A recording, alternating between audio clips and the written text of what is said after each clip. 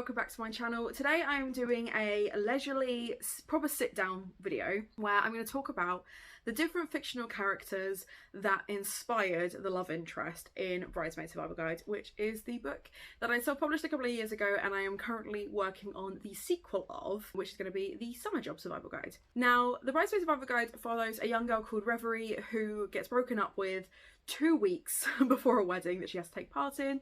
She doesn't want to be part of the wedding, she doesn't want to be anywhere near romance, she's sick of it all, and yet she keeps bumping into this tall, dark, handsome stranger and embarrassing herself and crafting a love interest that was going to be wholesome enough not to make me vomit, but also fun enough to actually get to where I needed him to go, compassionate enough, etc.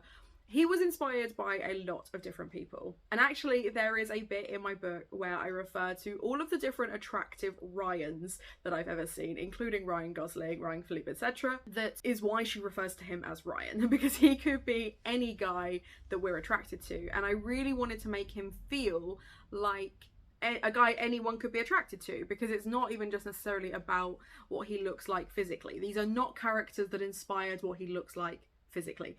Physically, he's actually incredibly beige. He is just tall, dark and handsome. He's a good looking guy, or Rev finds him attractive anyway. So it's just one of those things where physically they're not the inspiration, but emotionally, morally, personality wise, they were the inspiration for him. Also, yes, my chai mug does indeed have cats on it. The first person that inspired, or the first fictional character that inspired Ryan was actually from Sense and Sensibility.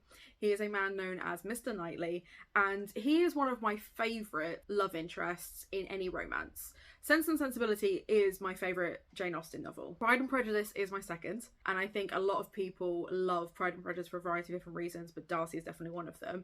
Darcy was not an inspiration for Ryan. Mr. Knightley definitely was, because where Mr. Darcy sets himself as separate and above, Mr. Knightley just doesn't do that. So he actually very much advocates for understanding where you stand, for sure, and there are times when he talks about class and stuff which could be perceived as him saying that classes are separate, but I think that's more a testament to the world that he lives in.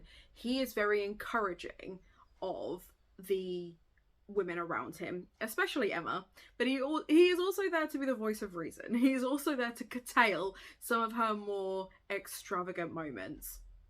And when she's trying to like set her friends up with people, he warns her against certain behaviours that are less than ideal. But the thing that he inspired in Ryan is his open frankness and his love of communication. Like there is a moment when he says to Emma, "If I loved you less, I could speak of it more." There is a moment where you see that for all of his ability to communicate his best advice or his thoughts on her, when it actually comes to talking about romance, he really, really struggles. And I really liked that kind of wholesome element to him. And I really liked that. What I wanted to create in Ryan was this element that he is fully prepared to talk to Rev about how he's feeling and what's happening, but it isn't always that transparent. And there is it is very, very small moment of miscommunication, but it is resolved so quickly, because I hate the miscommunication trope in general, and I feel like a lot of conflict very much relies on the miscommunication trope. But what I wanted was for him to kind of acknowledge where his faults in communication come from and how best to then manage that moving forwards. So Mr. Knightley from Sense and Sensibility was the first inspiration for Ryan in my novel. By no means the last, but I think he is the one that has the most lasting representation. I'm creating currently lipstick bunting around the rim of my mug, which was not intentional, but it's quite funny. The next character that inspired Ryan was Peter Kavinsky from To All the Boys I Loved Before. Now, there are a variety of different interesting characters in this series, and I know a lot of people preferred the character from the second one, whose name I think is Lucas, but I feel like I'm pulling that out of nowhere. But what I really liked about Peter Kavinsky, yes, there's like stuff that goes on that doesn't make him the most ideal person, but what I really liked is the fact that he is fully prepared to get involved with the stuff that the main character is super into. So Lara Jean is really into making house, a kind of American Korean aesthetic. She really likes her makeup. She really she's got a variety of different hobbies. She's very involved in all of them, and it kind of shows to a certain extent, just how isolated she is from her friends, the fact that she has so many different hobbies that fill up her time that also revolve around her and her sisters kind of making house after their mother passes away. But they're very feminine, they're very stylized, and it's very much intentional, which is why I really like that Peter Kavinsky is fully involved. He fully gets on board with film night. He fully gets on board with helping her bake. He distracts her from things. He drives her around but keeps her bike close.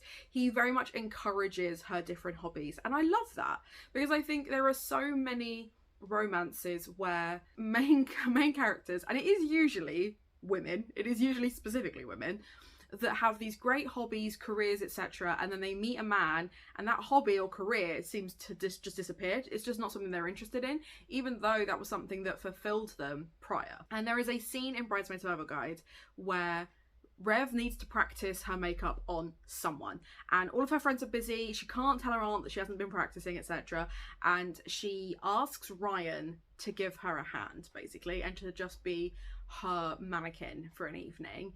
And of course, there are 1,000 other ways she could have dealt with it, but she asks him and he accepts, and he just like readily accepts and just lets her put makeup on his face. And I was talking to my parents about this, and I adore this story. So I was talking to my parents about this because both of them, well, my mum had read it and she had a query about that, because she was like, would a boy let you put makeup on him? And to be fair, she's very stuck in her ways anyway. And I think the kind of internet stream of guys wearing makeup hasn't reached her yet in her bubble. Whereas I was like, yeah, this is a thing, like guys wouldn't care. And to my mind, I was like, if a guy really likes a girl, he wouldn't care. Like, he wouldn't care. So I was like, no, I feel like this is completely a thing. So I was like, we were sat in the living room and I said to my dad, I was like, would you have done it? Like, as a young man, if you were attracted to someone and they wanted to put makeup on you for a variety of different reasons. Maybe it's just a practice, maybe it's just for like some evening's entertainment or whatever, just for a laugh. Would you do it? And my dad was like, yeah, without hesitation. Without hesitation was like, yeah, if I liked her, of course. Because that's what guys do, is they'll just be like, okay. And this is my dad speaking. I don't know if this is all guys. Hashtag not all men. But my dad was very much of the opinion that if a guy likes someone, who cares? Yeah, do it. It's not like they're going out anywhere or whatever. And I just like, it was really wholesome. It was a really cute, wholesome moment that my dad was like, yeah, fully on board with this. So I loved that. And I really like the fact that Peter Kavinsky has that kind of character, that kind of personality, where he will just, fuck it, just put the makeup on. It doesn't even matter. I love that.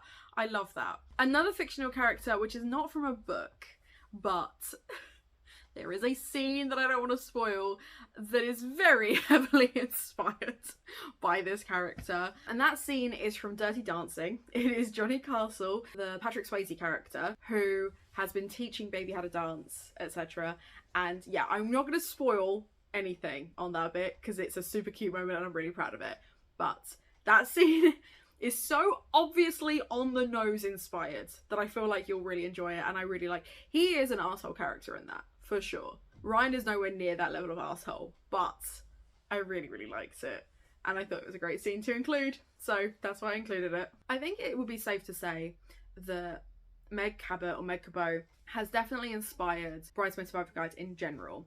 And she has a real knack for tailoring love interests that are empty enough that the main character can fill their indulgences in them, and therefore the audience can as well, whilst also creating these characters that are worth chasing.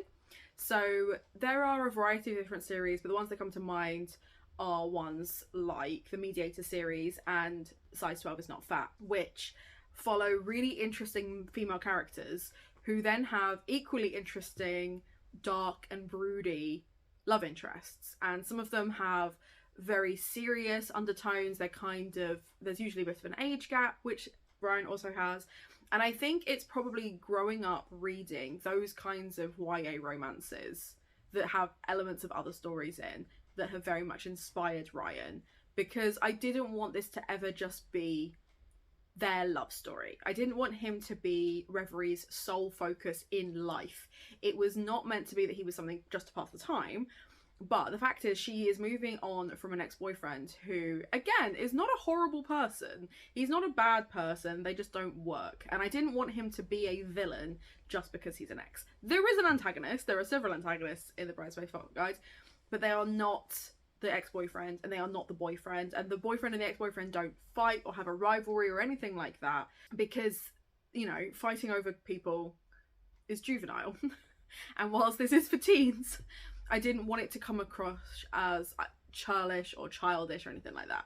I wanted them to feel like people worth chasing, and I think it would be remiss of me to ignore the fact that Meg Cabot has had such an inspiration to my writing style. Now, that doesn't mean that her books are problematic. The fact that one of her books is called Size 12 is Not Fat in itself bears looking into. That series in itself is really interesting because she starts off as a size 12 and then she moves up to a size 14, and when those books were written, those were considered fat sizes, whereas now I'm a size 20 to 22. I'm very much plus size, and I'm not able to buy like clothes in normal common stores necessarily because they either don't fit right or they're just not built, so I have to go to like curve sections and stuff like that. Anyway, so there are elements of problematic nature in that, and I also know that the age gap in The Princess Diaries, thanks to Gavin, is worrisome.